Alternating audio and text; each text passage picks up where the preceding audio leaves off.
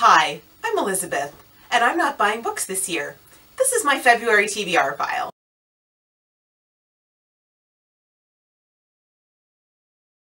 So before I get started on my February TBR pile, I want to talk about this book. This is Dangerous Men and Adventurous Women by Jane M. Krentz and a whole bunch of other 80s romance authors. This book is sort of a romance. I don't want to call it academic because these are not academics. These are writers writing about the genre that they like, but it's nonfiction. These are essays, not stories. So I and a number of people on Twitter are going to be reading this book in like 20-page bites every week between now and like April. And I just wanted to invite you over there to join me in doing that. The hashtag is #nonfictionrom, R-O-M. Just to keep it shorter for the nonfiction romance for Twitter. And then I also have a stack of like other books like this that are sort of nonfiction romance genre interested parties, people who want to study romance, not just from the perspective of reading the books, but also in terms of more of a theoretical perspective, can join me in reading that.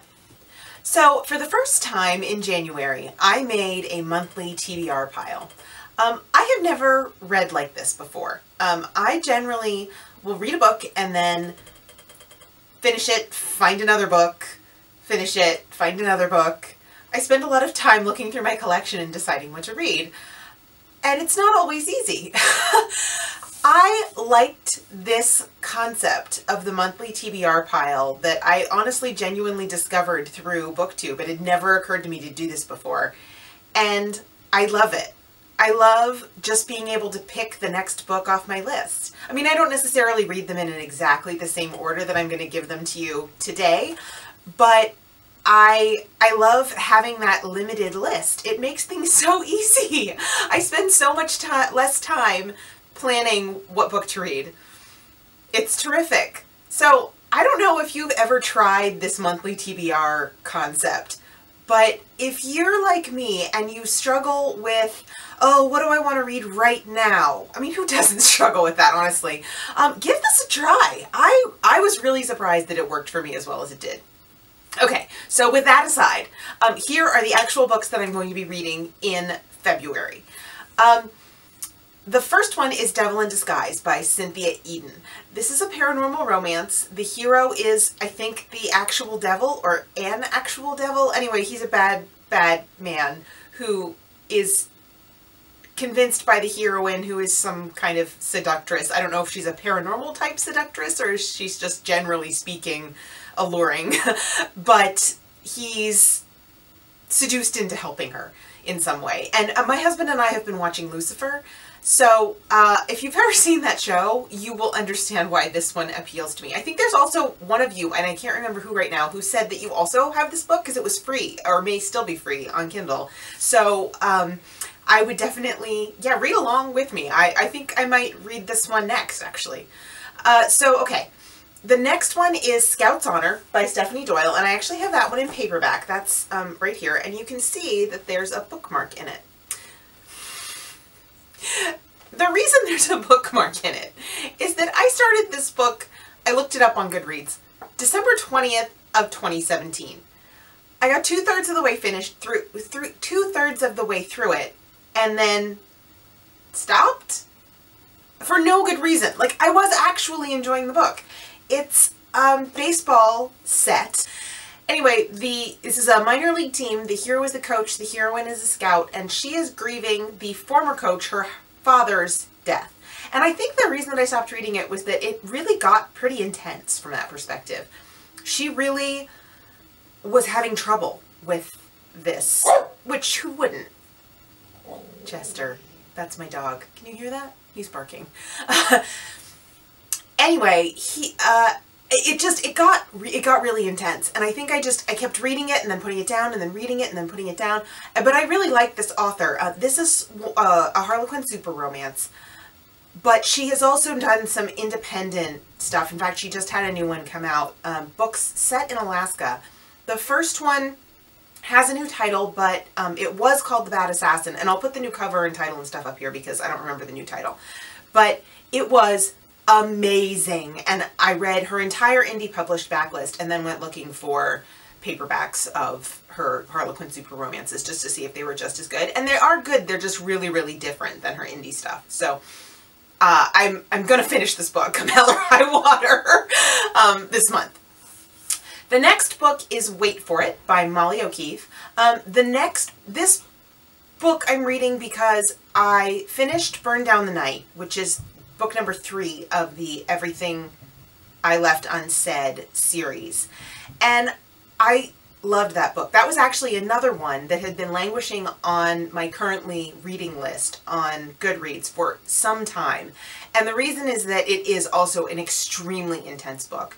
That one even more than Scout's Honor. Scout's Honor is intense because of the one very specific reason. Burn Down the Night is intense because the relationship between the hero and heroine, the relationship between the heroine and her sister, the relationship between the heroine and her aunt, the relationship between the hero and his brother, their respective situations, the way their lives have been, the traumas that they've undergone. It's a really intense book. Now, I assume Wait For It is also going to be very, very intense, but per my rules, I loved the end of Burn Down the Night so much that I went immediately to my library to see if they had the next book, and they do, Wait For It. And this one, I gather the hero is the heroine's former brother-in-law, and that she has undergone some abuse at the hand of her former husband. That's my understanding. Now, I could have that completely wrong because I honestly don't read blurb, like back cover copies very carefully a lot of the time. I expect this one I may need to check out again just because these books do tend to take me a long time to finish just because I do need to take like emotional breaks from them. But Molly O'Keefe is a tremendous writer and I just love her stuff. And even though it's intense, it's so worth it. The next book on my list is Jewel by Beverly Jenkins. I love Beverly Jenkins. This book is the second in the Grayson family series. The first one is Vivid, although this one was published much, much later than Vivid was. Vivid is probably my very favorite Beverly Jenkins heroine. She's a doctor. She knows how to handle a rifle. I'll just leave that there for anyone who's read Vivid. And I think Eli Grayson is Nate Grayson's brother. So Nate, the previous hero, this hero is his brother. And Jewel is, of course, the woman that he is going to be somehow involved with. I binged almost all of Beverly Jenkins' historicals last year and then stopped when I realized that I was rapidly running out of them and I didn't want to. So I am re-engaging in my Beverly Jenkins binge, and I suspect you will be seeing a lot of Beverly Jenkins on my monthly TBRs from now on because not only do I still have a number of her historicals to read, I also have her entire contemporary series that's set in Henry Adams, Kansas, that I haven't read yet at all. So, Beverly Jenkins, really, really good. Really looking forward to this. The next book is A Princess in Theory by Alyssa Cole, and I actually already started this in audio. I actually own it in ebook. I bought it some time ago, probably when it first came out, and I had just finished another contemporary romance royalty book when A Princess in Theory came out, and I don't have the best luck with contemporary royalty. So I didn't read Princess in Theory right away, but like I said, I've already started this in audio and I love it. I love the heroine. I'll talk more about this later. I don't want to go into too much detail when I, review the book, but if you've heard that this series is great, it is. Listen to people and start it. The next book starts all of my Romanceopoly picks. So I committed to doing Romanceopoly and then promptly landed on Women's Avenue, which is the women's fiction square. I am not a women's fiction reader. I like a central romance, and I just, like I said, I have trouble with sort of levels of trauma. It takes me a really long time to read books that are intense. I do love angst, but when you get that intense, sometimes I just can't cope with it. So, women's fiction and I, not super huge friends. And so and then also the problem was that I am not buying any books this year. So I couldn't just run right out and buy a women's fiction title that I thought might appeal to me better. And actually it's funny because a couple of my friends recently, a couple of my author friends have released women's fiction titles, and I just can't buy them. So I had to look through something that I already had or could get through the library. I couldn't find anything at the library that I was excited about, and I didn't really have anything on my romance shelves, but I went into the bedroom and looked through my other books that are non-romance. I have one shelf of non-romance TBR, and I found this. This is The Sea Captain's Wife. It's by Beth Pounding? Not really sure how that's pronounced. But it's a historical, family-based book that seems to really channel the heroine, mother, wife's struggles with being a wife on a ship. And it's apparently partially set in Newfoundland, which is probably why I bought it. You can see I bought it in a thrift store. I don't know if you can see that little tag, but I paid $2 for it in a local thrift store. And I picked it up because of the Newfoundland connection, because I love anything related to Newfoundland. I'm kind of obsessed. So hopefully this is good. Hopefully I can get through it. It's not terribly, terribly long, so we'll see. The next book is Forever's Promise by Farah Rashan, and I'm reading this for Sweet Street. So this is the small town romance category for Romanceopoly, and I have historically loved her Rashan's Bayou Dreams series. It's set in Gauthier, Louisiana, and this particular one is a perfect pick for this Romanceopoly square, because it really is all about sort of coming home to a small town after being somewhere else. And that's just such a, like, the heart of this genre, this subgenre, that this seemed like a really good pick. I also don't read a lot of small town romance, particularly not small town contemporaries. It just isn't really my thing, but Rashan is terrific, and I've really enjoyed her books in the past, and I'm sure I will also enjoy this one. The next book is for Military Muse, another Romanceopoly square. I am playing catch up this month completely. I'm reading like 7 or 8 books in Romanceopoly. This is, the one that I chose was Out of Control by Suzanne Brockman. This is book number 4 in the Troublemaker series. I have had some trouble historically getting into the Troublemaker series. I am not super drawn to military heroes. I am super drawn to Suzanne Brockman because I think she's fantastic. She's delightful online, and she really, when she won the Lifetime Achievement RWA award last year, she made a really beautiful speech about the importance of inclusive representation in books, and it was very moving, and she just seems wonderful. And I really, really, really want to like this series because she seems like such a great person. I tried the first book, The Unsung Hero, some time ago, and it was long, and there was a big long scene in an airport, and the hero and heroine weren't really getting along, and there was a dad, and it dragged so much. So I'm going to try this one instead. I've heard that the first book maybe isn't the best book in the series, so I'm going to try this one instead. The next book is for London Street, the Romanceopoly Square London Street. This is supposed to be a steampunk book, and I had really hoped that my TBR pick from last month, the Carrie Jorgensen book, The Earl of Brass, would fulfill this square. But I'll talk about this more on Wednesday, but I ended up DNFing that book. I'll talk more about why, but I didn't finish it, so I don't feel like I can check it off the square. In fact, I barely even started it. I think I only got like 5% in. So instead, I pulled something off my TBR, The Lamplighter's Love by Delphine Dryden.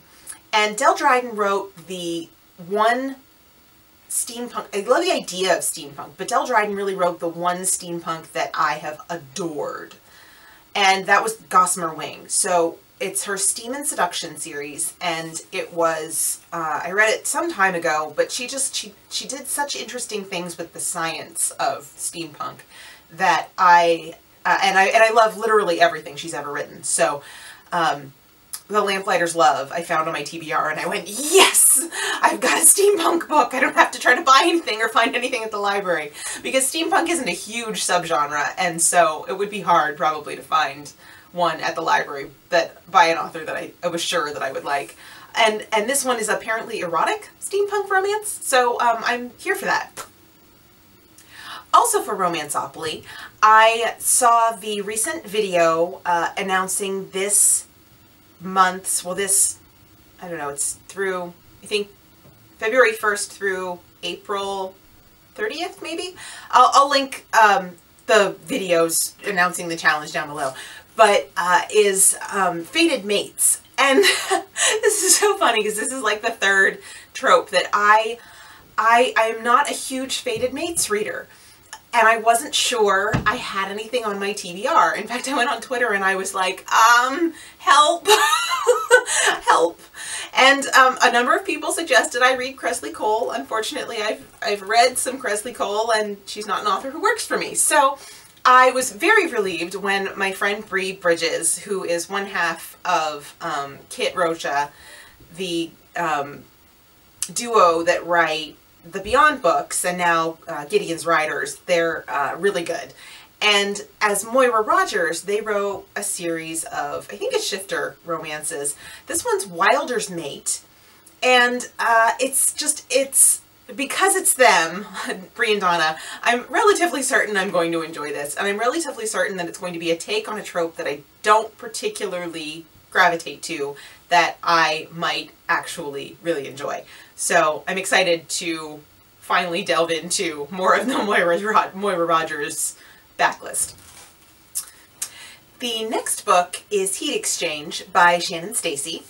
This is the first book in the Boston Fire series, and I am reading this for the Fire Station square in Romanceopoly. And if you can see on this cover, right here, where it says like 25 cents, this right here is the reason I have 569 paperbacks. It's because my local used bookstore, McKay's, sells books like this, relatively recent contemporary romances, for 25 cents.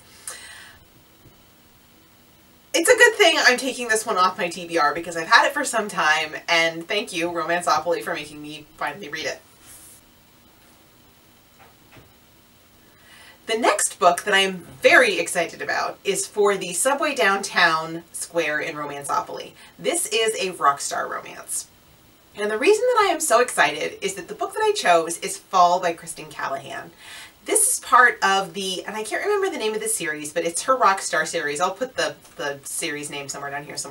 And I have really enjoyed both of these books so far. Idle and Managed, and especially Managed. I don't really have book boyfriends. I don't really talk about heroes that way, but I for sure have a book BFF, and that is the heroine of Managed, Sophie Elizabeth Darling. She is the best. She's a social media consultant, and when she meets the hero on an airplane as he's having a panic attack, she says, oh, he says, I've never met anyone I couldn't manage, and she says, Sophie Elizabeth Darling. And this is literally the way Callahan sold the book to me. This was like a teaser pull quote that she used to sell the book on social media. And I instantly fell in love with the heroine, and the book did not disabuse me of my love. So I have a tremendous affection for this series. I have no idea what this book is about, but I was obviously always going to read it.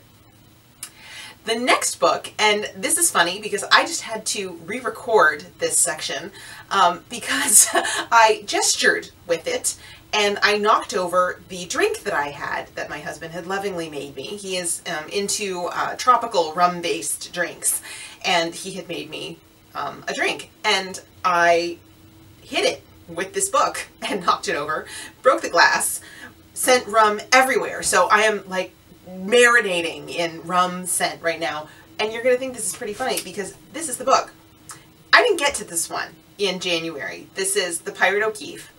It's a contemporary romance. Helen Myers, Silhouette Desire, from, I don't know, 89, I think.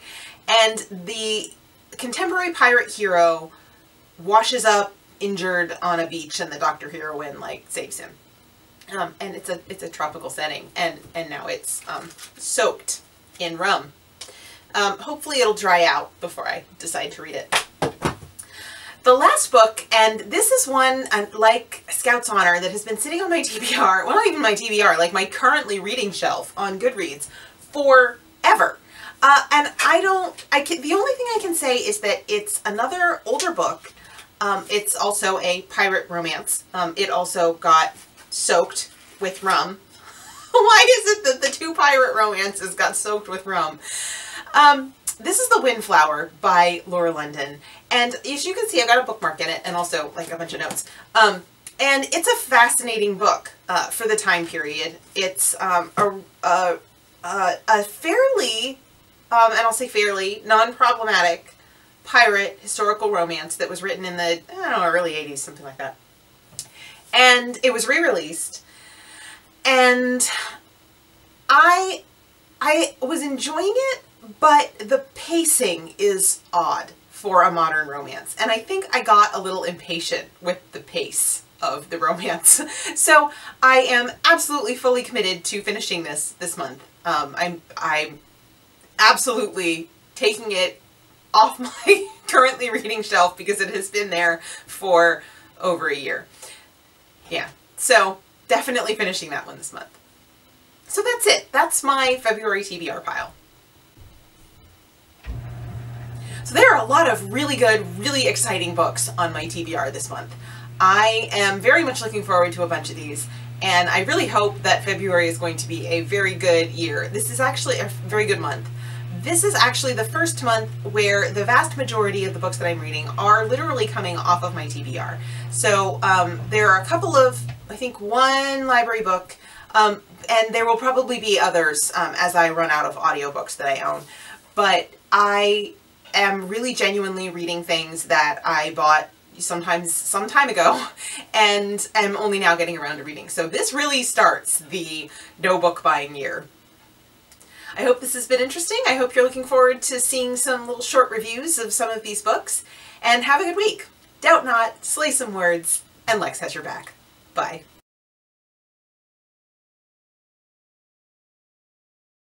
Oh, he's a good boy. Yes, he's a good doggy. Oh yes, please don't lick my lipstick off. Oh, such a good boy.